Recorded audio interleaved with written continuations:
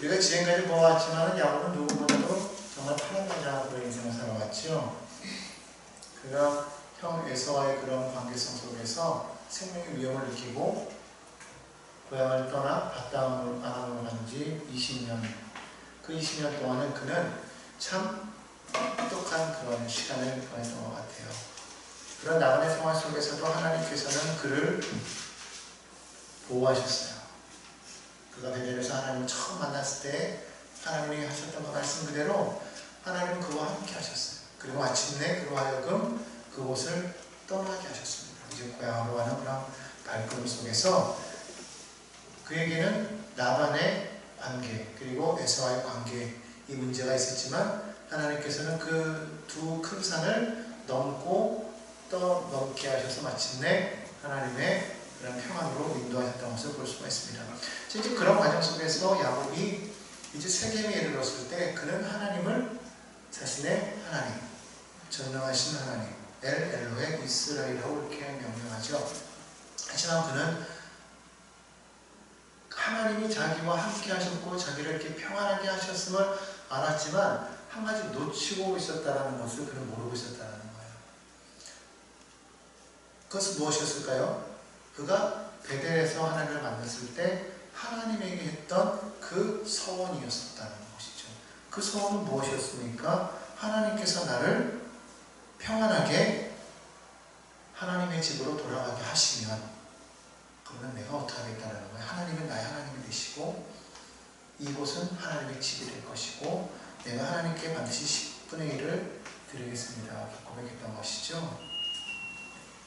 창세기 31장 20절에서 22절 야곱이 사모나에 이르되 하나님이 나와 함께 계셔서 나이가 가는 이 길에서 나를 지키시고 먹을 떡과 입을 옷을 주시어 내가 평안히 아버지 집으로 돌아가게 하시오면 야훼께서 나의 하나님이 되실 것이요 내가 기름으로 세운 이 돌들이 하나님의 집이 될 것이요 하나님께서 내게 주신 모든 것에서 10분의 1을 내가 반드시 하나님께 드리겠나이다. 그가 고백했다는 거예요.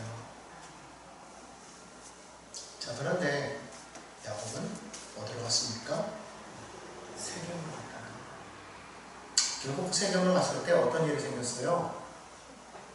그의 사랑하는 외동딸 디나가 세겜족 추장의 아들 하몬의 아들 세겜에게 거탈당하는 그런 일이 벌어지게 되죠. 결국 그 일 때문에 피리 나는 그런 복수 혈전이 벌어지게 돼요. 그의 아들이었던 시몬과 레위가 세겜족 속의 그 남자들을 전부 다 칼로 도륙하는 그런 사건이 있었습니다. 자, 이 일로 인해서 야곱은요 정말 절체절명의 위기를 느끼게 됩니다. 생명의 위협을 받게 되는 거예요. 물론 시몬과 레위가 한 그 일에 대해서 뭐라고 말을 했지만 그것은 무엇 때문이었느냐? 성경 34장을 보면 이렇게 말하죠. 30절에 야곱이 시몬과 레위에게 이르되 너희가 내게 화를 끼쳐 누구에게? 내게 화를 끼쳐 나로 하여금 이 땅 주인 곧 가나안 족속과 브리스 족속에게 악취를 내게 하였도다. 나는 수가 잡은즉 그들이 모여 나를 치고 나를 죽이리니 그러면 나와 내 집이 멸망하리라. 여러분 참 야곱이 여전히 인간적인 것을 볼 수가 있는 건 뭐냐면 자기 딸이 그런 일을 당해서 지금 아들들이 복수를 한 거예요. 그러면 좀 그 일 자체가 정말 잔인하고 잘못된 거긴 했지만 그렇다고 해서 그것을 혼낼 때 니들이 이렇게 하면 되겠느냐? 너희들이 행한 일은 잘못된 거야 라고 말하는 게 맞지. 지금 야곱은 뭐 때문에 야단치고 있어요? 너네 때문에 지금 내가 곤경에 처하게 됐다는 거야. 너네 때문에 지금 내게 뭐가 미쳤다? 화가 미쳤다. 이것 때문에 지금 모든 주변에 있는 족속들과 내가 지금 처벌치게 생겼어. 저들이 나를 대적하게 생겼어. 그래서 어떻게 되는 거야? 내가 멸망하게 생겼다는 거예요. 야단을 치긴 쳤는데 뭔가 그 방향성이 좀 틀린 거죠.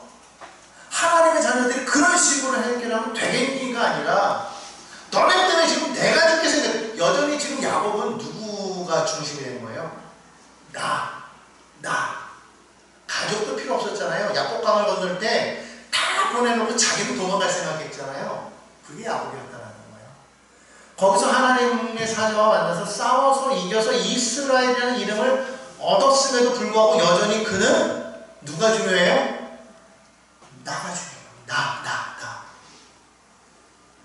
요즘 사람들이 다 그러잖아요. 나만 아니면 돼. 잘못된 일이 생겨도 저건 내 일이 아니니까.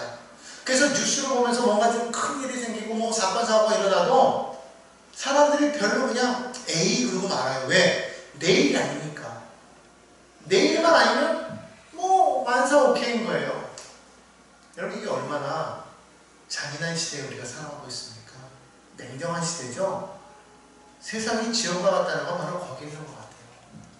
우리에게 하나님이 뉴스를 보게 하시면 저는 그렇게 생각해요. 옛날에는 뉴스를 보면 너무 사건 사고가 많아서 뉴스가 보기 싫었는데 요즘은 뉴스를 보면은요 하나님 내게 뭐라고 말씀하시는 걸 느끼냐면 기도해라. 기도해라. 너에게 이걸 알게 하시는 건 뭐냐면 너희로 하여금 기도하라는 거다. 여러분 우리 뉴스를 볼 때마다 기도해야 되는 거예요. 손가락질하고 세상이 왜 이래, 뭐 정치가 왜 이래, 사회가 왜 이래, 경제가 왜 이래, 국방이 왜 이래, 뭐 나라가 왜 이래 이게 아니라 하나님 저를 불쌍히 여겨주옵시고 하나님 회복시켜 주옵소서. 우리로 기도하라 말씀하시는 것 같아요. 근데 많은 사람들이 기도 안 해. 왜? 나 내 일이 아니니까 나만 아니면 되는 거예요. 다들 손가락질을 찌찌찌. 예전에는 사람들이 뭔 일 생기면 다 몰려들어서 관심 갖고 이러는데 요즘에는요 뭔 일 생기면 접근을 안 해요. 왠지 알아요? 괜히 그 일로 인해서 내가 피곤해질까봐, 내가 정택 있을까봐 안 간다는 거예요.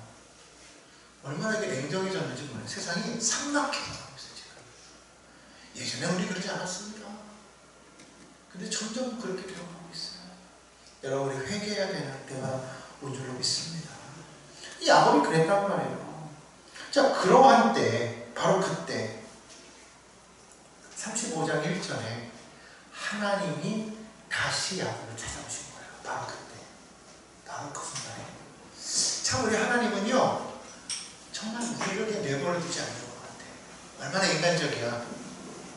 인간적이란 말이 지금 요즘 말의 인간적이란 말은 좋은 뜻이 아니에요.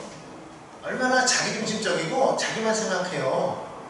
근데 바로 그때 하나님이 찾아오셨다는 거예요. 언제 또 찾아오셨어요? 야복강에서 찾아오셨어요. 언제 찾아오셨어요? 하란으로 도망갈 때 찾아오셨단 말이에요. 참 하나님이 찾아오실 때가 기가 막히지 않습니까?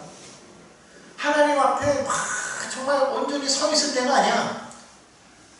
정말 하나님 보셨을 때 야 진짜 이걸 어떻게 죽여 살려 할 정도로 정말 개인주의적이고 인간적이고 이기주의적인 그때의 하나님 우리를 찾아오셨어요. 왜 찾아오셨을까? 하나님의 뜻은 몰라요. 그렇지만 하나님은 누구를 생각하셨겠어요? 아브라함을 생각하시고 이삭을 생각하시고 하나님은 야곱을 택하셔서 야곱을 통해서 하신 일이 있으셨기 때문에 하나님은 그를 붙잡으셨다고 저는 생각해요.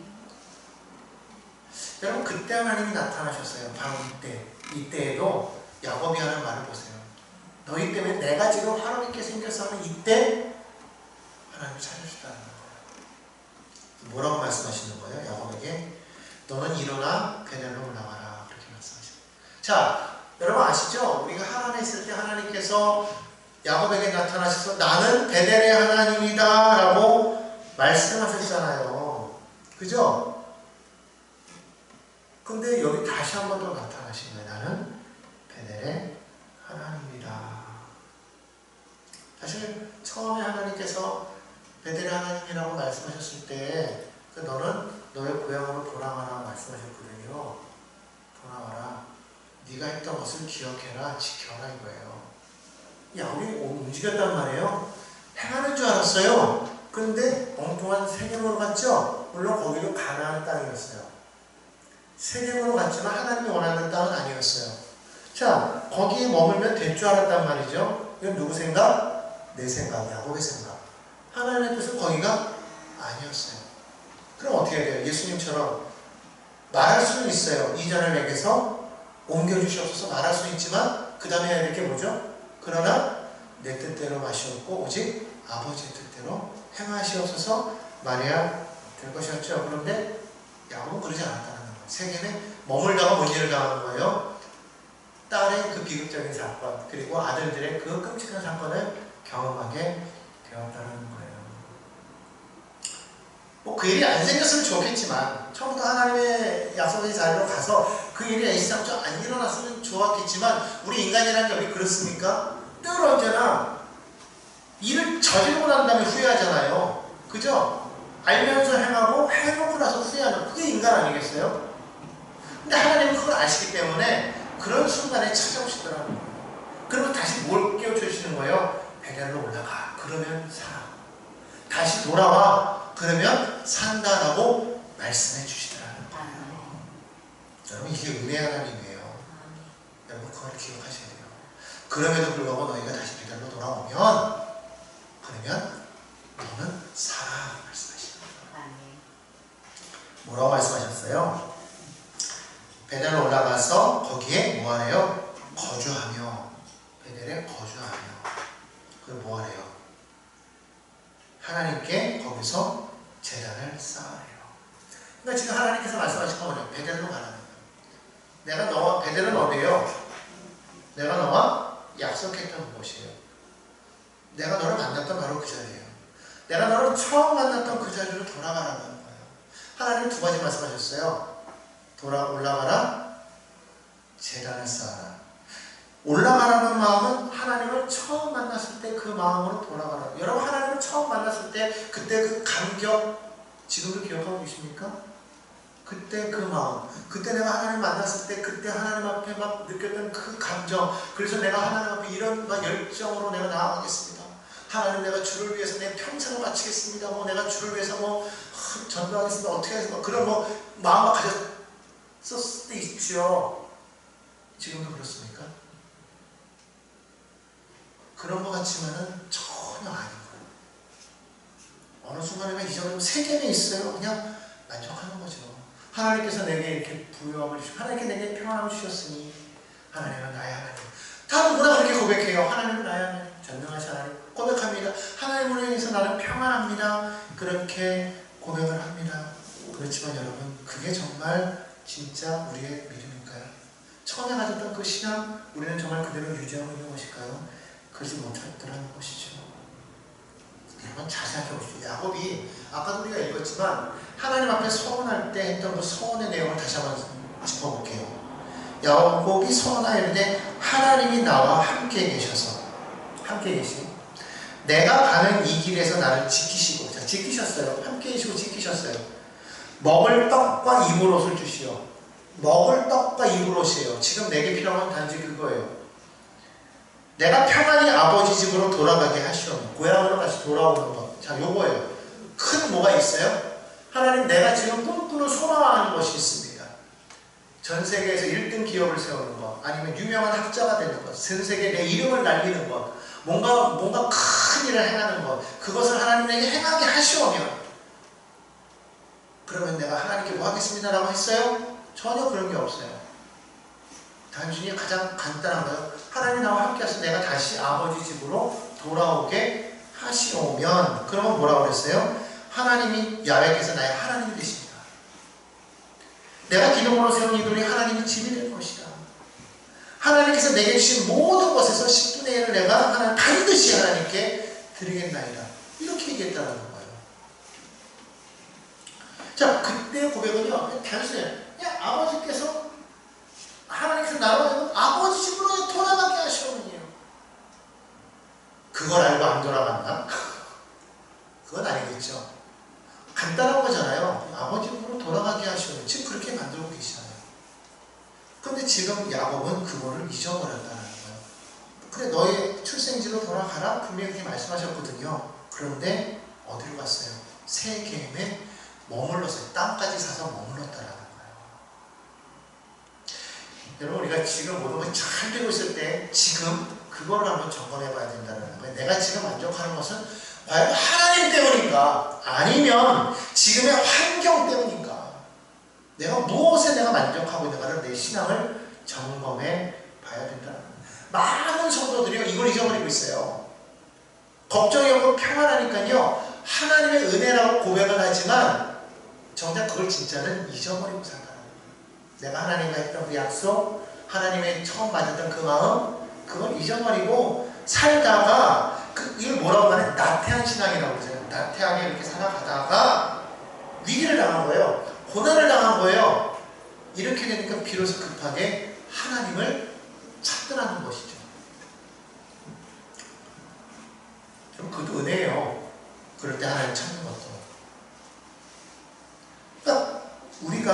이걸 기억해야 되는 거예요.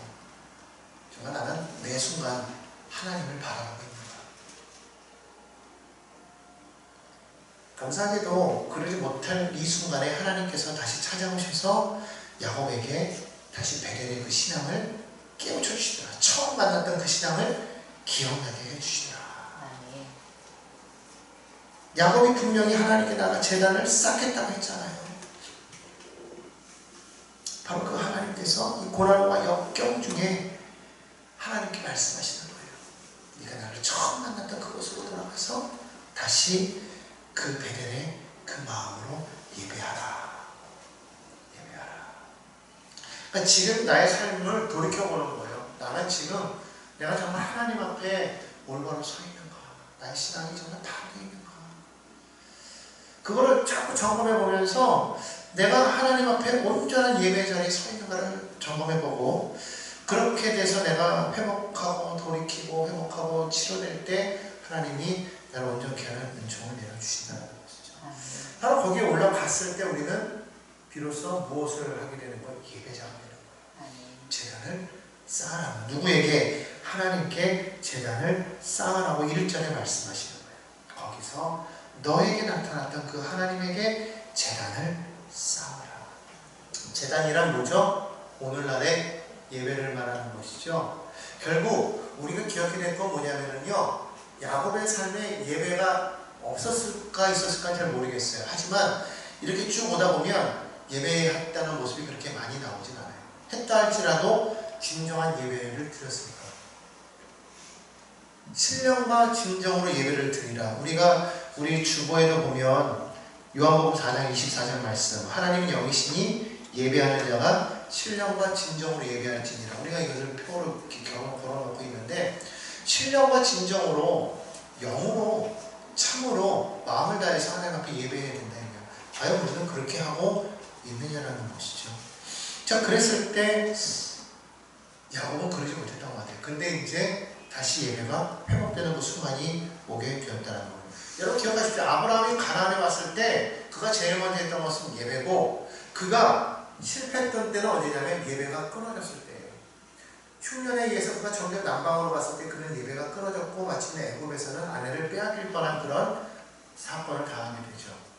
여러분 이걸 기억해야 됩니다. 예배가 살아야 돼요. 홍수가 난 이후에, 홍수 이후에 방주에서 나오는 노아의 가족이 제일 먼저 한 것도 예배였어요. 솔로몬이 왕이 되고 나서 제일 먼저 하나님 앞에 쌓았던 것도 예배였어요. 성경에 나오는 많은 인물들이 하나님 앞에 제일 먼저 한 게 뭐예요? 예배했다는 거예요. 다윗이 왜 하나님께 인정받았습니까? 그는 늘 예배자로 섰기 때문입니다. 여러분 우리가 복음을 전하는 이유가 뭔지 아십니까? 하나님께 예배하는 자가 없기 때문에 복음을 전하는 거예요. 우리가 복음을 전하는 것은 그들에게 이 복음을 전함으로 인해서 그들로 하여금 하나님을 예배케 하기 위함이라는 거예요. 다시 말하면 이 땅이 예배 분량이 채워지면 더 이상 복음을 전할 이유가 없어요. 어쩌면 그때에 하나님이 주님이 오실 것 같아요. 그러니까 여러분 예배가 살아야 돼요. 예배가 뜨거워지는 거예요. 내 삶에 진짜 예배가 막 살아 움직여야 되는 겁니다. 예배 때문에 막 예배할 때마다 막 마음이 막 뜨거워지고, 예배를 통해서 막 감격과 감동이 넘쳐나고, 예배할 때마다 성령께서 내 안에 막 역사하시고 임재하시는 것을 우리 각자가 느껴야 됩니다. 지금도 이 자리에 성령이 와 계신데도 불구하고 어떤 사람은 성령의 임재를 느끼는 사람이 있는가, 어떤 사람은 성령이 와 계신데도 느끼지 못할 때가 있어요. 왜 그러냐면 우리가 예배자가 되어있지 못하기 때문에. 그렇기 때문에 예배가 회복돼야 됩니다. 자, 하나님께서 그렇게 말씀하시니까 이 말을 듣고 이제 야곱이 일어나는 거죠. 2절입니다.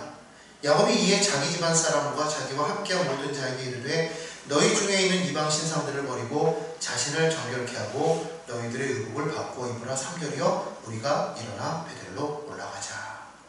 자, 여러분 보십시오. 베델로 올라가는 이유가요, 다른 거 없어요. 그 다음 보면 내 환난 날에 내게 응답하시면 내게 가는 길에서 나와 함께 하신 하나님께 내가 거기서 제단을 쌓으려 하노라. 베델로 올라가는 이유가 뭐예요? 하나님 앞에 온전한 예배를 드리기 위함인 거예요. 어떤 하나님? 나의 가는 길에 함께 하신 하나님. 어떤 하나님? 내 환난 중에 응답하신 하나님. 여러분 우리가 어떤 하나님을 예배해야 되느냐? 나와 함께 하시는 하나님을 예배해야 된다. 하나님은 나와 함께 하신다. 그리고 그 하나님은 내가 환난 중에 나를 도우시고 내 기도에 응답하시는 하나님이신 것을 우리가 믿고 예배해야 된다. 어려운 가운데 처해 있습니까? 기도하자. 기도하면 응답하신다는 거예요. 근데 우리는 기도해 놓고 마음이 늘 불안해. 왜 그렇습니까? 믿지 못하게 돼요. 우리는 기도하면요, 바로 내가 원하는 그 순간에 딱 뭔가 이루어져야만 된다고 생각하기 때문에 안 되는 거예요. 기도는요, 내 뜻을 구하는 것이 아니라 아버지의 뜻을 구하는 거예요. 예수님께서도 내 뜻을 구하지 않았어요? 아버지의 뜻을 구했다. 여러분, 우리는요, 기도할 때 하나님은 반드시 응답하신다는 거예요. 어떻게? 하나님께서 판단하실 때 가장 좋은 것으로. 그렇기 때문에 우리는 기도했으면 무조건 믿어야 돼요. 맡겨야 되는 거예요. 그게 필요하다는 것이죠. 오늘 그와 같은 우리가 되어야 될 줄로 믿습니다. 자, 그런데 그것을 위해서 올라가는데 먼저 선행해야 될 게 있다고 야곱이 지금 말하고 있어요. 야곱이 한 일이 무엇이었습니까? 보면 세 가지였어요. 첫째는 2절에 보니까 자기 집안 사람과 자기와 함께 모든 자들에게 이르되 너희 중에 있는 이방 신상을 버려라 이렇게 말씀하시죠. 뭘 버리라? 이방 신상을 버려라. 우상을 버려라. 우상을 버려라. 우상이라는 게 뭐예요? 내가 신뢰하고 의지하는 거죠. 하나님보다도 더 믿고 신뢰하는 게 그건 뭐예요? 우상이에요. 우상은 뭐예요? 이것은 하나님이라고 말할 수 있어요. 그죠? 근데 성경은 뭐라고 말하고 있냐면 첫째, 너는 나 외에 다른 신을 섬기지 마라. 이게 십계명 1번이라면 십계명 2번은 뭐예요? 하늘에 있는 것이나 땅에 있는 것이나 바닷속에 있는 것이나 세상에 있는 모든 어떤 것을 형상화시켜서 그것이 하나님이라고 말하지 말라. 그러니까 1번과 2번은 어느 게 달라요. 1번은 진짜 하나님만 섬겨라요. 2번은 세상 모든 걸 만들어 놓고 이게 하나님이야. 마치 그 출애굽한 이스라엘 백성들이 금송아지를 만들어 놓고 이것이 너희를 애굽에서 인도하는 하나님이다 라고 말하는 것, 그게 2번 개념이에요. 그거 하지 말라는 거예요. 십자가로 말하고 때 십자가가 하나님입니까? 아니에요. 어떤 사람들은 십자가 맹신주의가 있어가지고 십자가만 있으면 모든 게 다 되는 자. 이게 마치 무기 같아. 주술이야. 십자가만 딱 하면 뭐 사탄이 물러가고 십자가만 딱 하면 막 뭐 드라큘라가 그랬대잖아요. 막 무서워가지고 도망간다고. 아니에요. 옛날에 우스갯소리로 그런 얘기도 있었어요. 어떤 신부가 십자가를 딱 들이니까 갑자기 그 귀신이 목걸이를 이렇게 꺼내면서 이거? 모르니? 이건 아무것도 아니에요. 진짜 그건 그냥 아무것도 아닌 거예요. 진짜는 뭐예요? 십자가를 볼 때 거기 우리 뭘 보게 되는 거예요? 거기서 몸 찢기고 피 흘려 죽으신 누굴 대신해서? 내 죄를 대신해서 죽으신 예수님을 보게 되는 거예요. 아멘. 십자가를 볼 때 우리 그 예수님을 보게 되는 그 예수님 때문에 우리가 구원받는 거예요. 아멘. 그 십자가. 마치 그 구약에 보면은 그 모세가 놋뱀을 달아 장대에다 놋뱀을 만들어 달았을 때 불뱀에 물린 사람들이 그걸 보고서 살았단 말이에요. 그걸 우상화해가지고 막 그것만 봐도 그게 히스기야 때까지 이어졌어요. 엄청난 오랜 기간 동안. 누에단이라고 그러면 이게 마치 하나의 우상처럼 그때 철폐돼 버렸어요. 그때까지 사람들은 그걸 바라봤더라고요.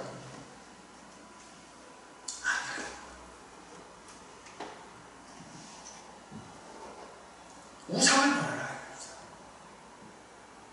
근데 이 우상은 또 뭐라고 말하고 있냐면요. 성경에 보니까요. 골로새서 3장 5절에 보니까 우상은 꿈보다 탐심이라고 말하고 있어요. 내 안에 있는 욕심.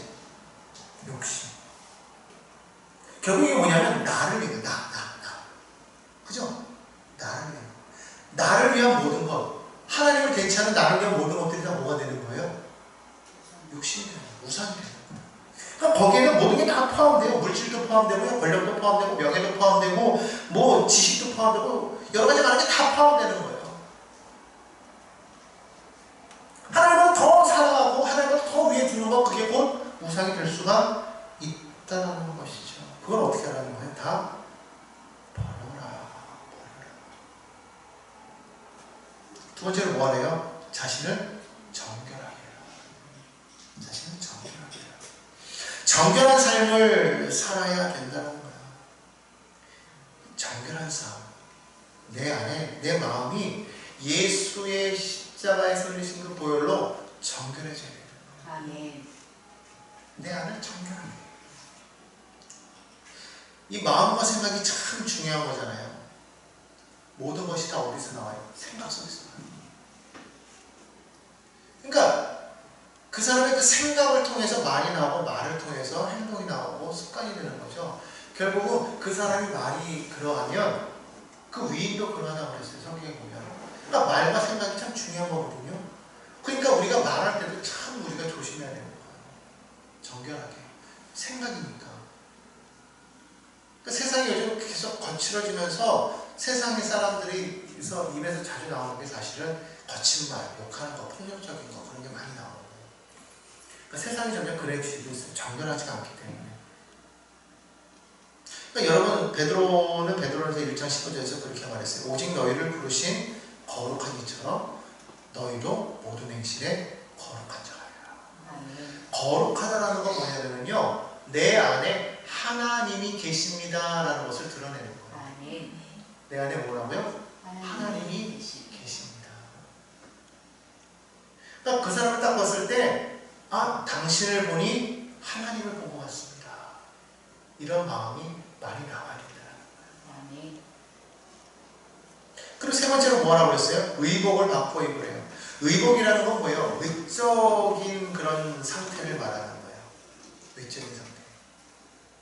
그러니까 나의 어떤 과거에 잘못된 습관 같은 것들을 내어 버리는 거예요. 우리가 정결하게 우리가 정결하게 하는 건 내가 하나님 앞에 회개하는 그런 모습이라면, 그렇다면 옷을 바꿔 입는 건 뭐예요? 그리스도로 옷 입는 거잖아요.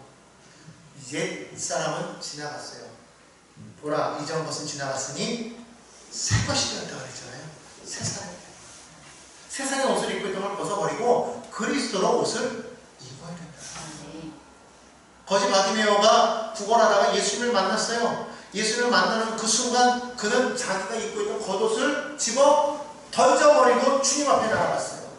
그랬을 때 그는 눈을 뜨게 됐다는 것이죠. 그가 입었던 그 겉옷을, 그가 벗어버린 그 겉옷은 뭐냐면, 당시에 나는 공적으로 구걸을 할 수 있다는 표식으로 받은 옷이라는 거예요. 그러니까 이게 있어야만 공식적으로 구걸할 수 있어. 근데 그 공식적인 거지라고 선포하는 그것을 내어 던져 버렸다. 그걸 벗어 던져버려야 돼. 세상 옷을 벗어 던져버려야 되는 거예요. 그리고 그리스도로 새 옷을 입어야 돼요. 아멘. 그러지 못하면 안 되는 거예요.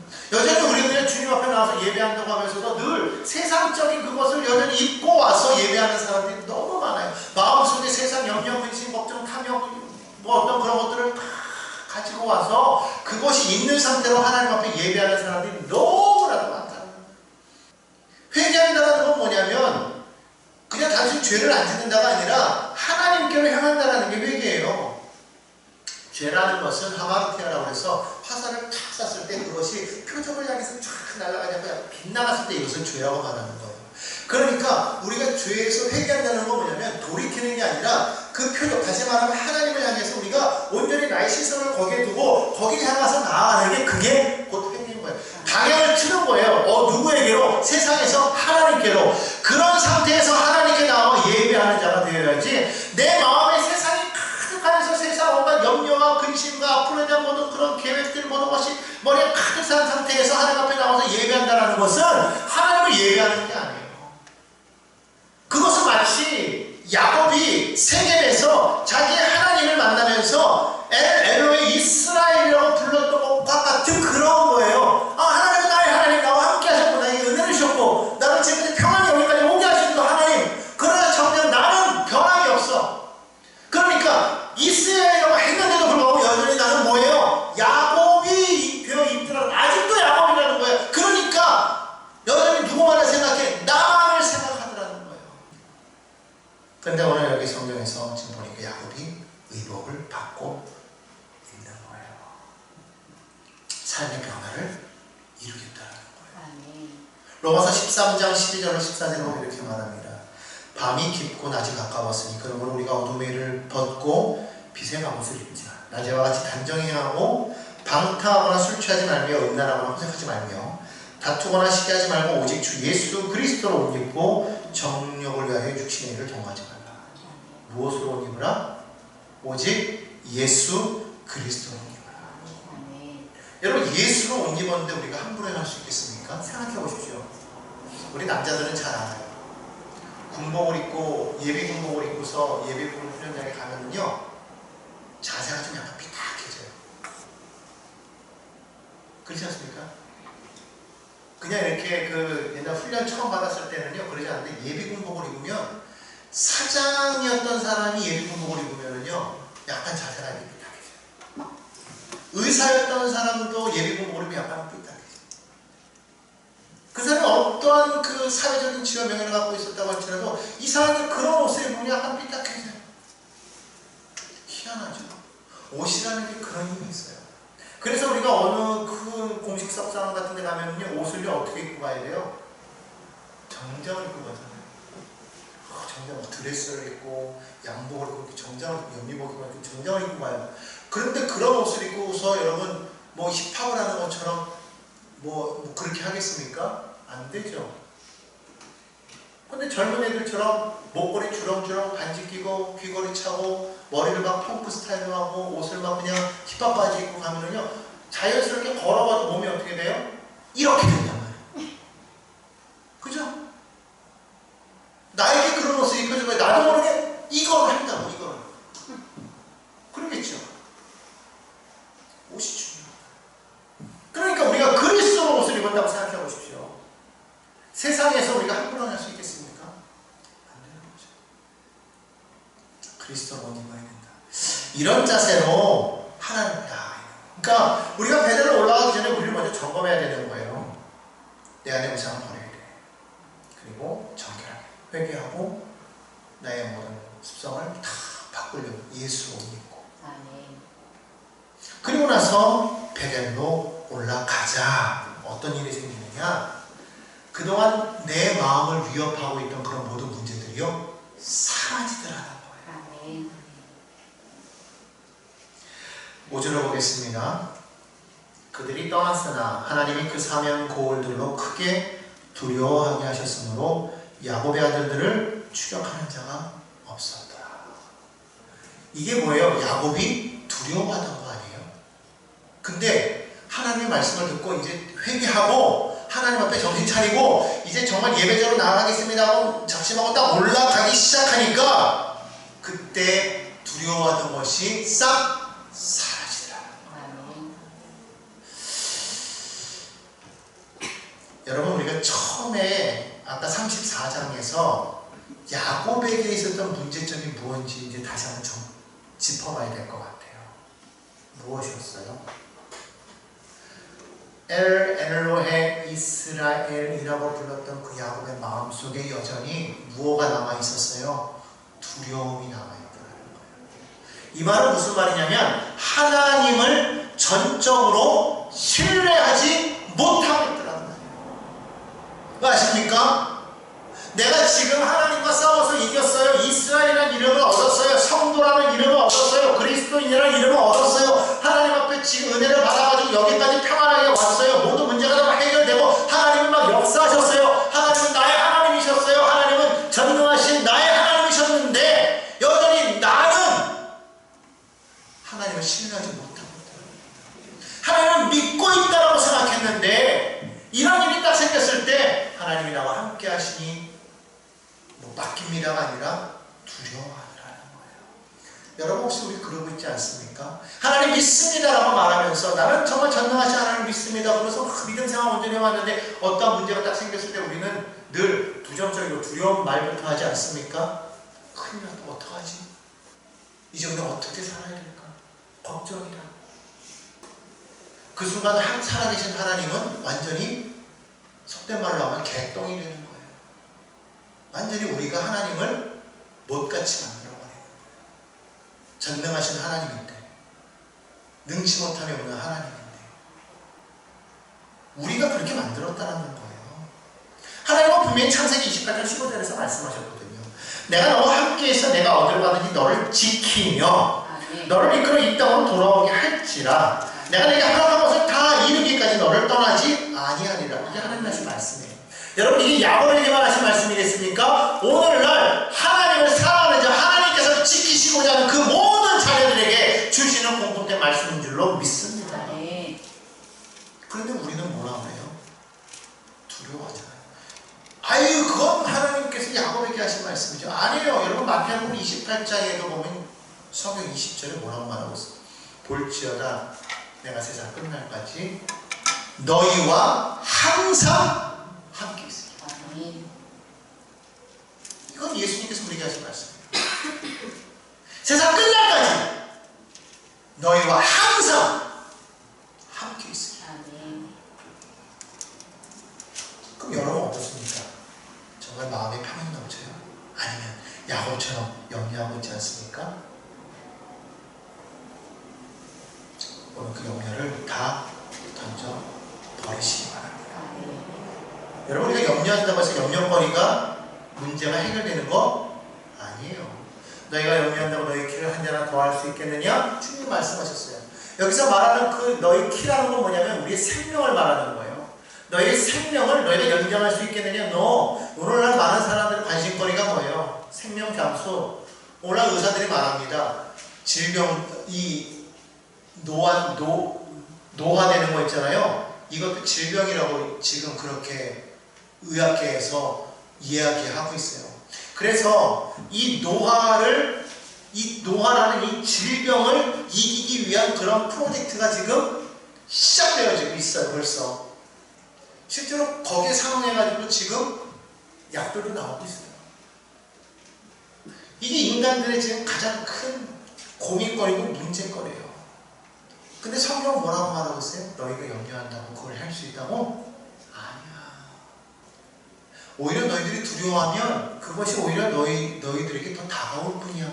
욥기서 3장 25절에 보면 그걸 그대로 말합니다. 욥기. 내가 두려워하는 그것이 내게 임하고 내가 무서워하는 그것이 내 몸에 미쳤구나. 그러니까 여러분 우리가 염려하고 불안해하면요 그게 우리에게 다가온다니까. 그게요 향기를 내뿜는 거예요. 똥이 있으면 뭐가 와요? 파리가 오죠?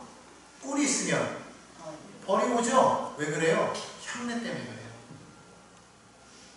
두려움이라는 염려라는 그런 그 무서움이라는 그런 그것을 우리가 갖고 있으면은요 이거를 막고 뭐가 와요? 사단이 오는 거예요. 그래서 문제가 생기는 거예요. 자 그러면 어떻게 해야 되겠어요?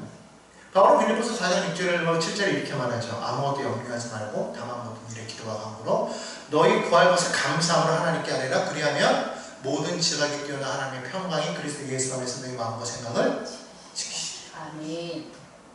그러니까 이 일을 누가 하느냐? 하나님이 하시는 거예요. 그래서 예레미야 33장 2절에 뭐라고 말하고 있어요? 이를 행하시는 야훼 그 일을 지어 성취하시는 야훼. 따라합시다. 일을 행하시는 야훼. 그 일을 지어 성취하시는 야훼.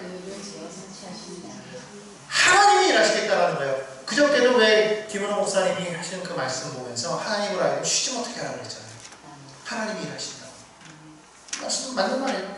하나님이 일하시겠다고 말했어요. 그 우리가 아무것도 가만히 있어야 되는데 우리 그게 아니라 너희는 뭐하라? 부르짖으라는 거예요. 너는 내게 부르짖으라. 그러면 내가 내게 응답하리라. 내가 알지 못한 크고 은밀한 일을 내게 보이리라. 하나님 말씀하고 있는 거예요.